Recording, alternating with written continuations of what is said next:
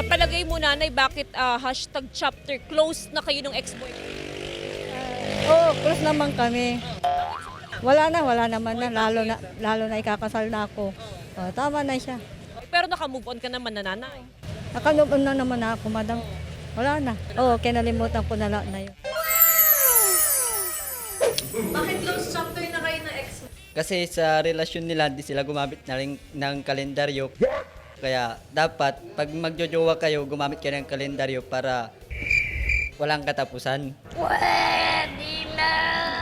Siguro dahil kailangan nang tapusin yung aming pagmamahalan, ganon. May kanya-kanya kaming buhay. So, kailangan mag-move on sa isa't isa. So, kailangan natin maging masaya sa kanya-kanyang partner. Sa totoo lang, wala po akong exit. Wala po akong exit. Wala po akong exit.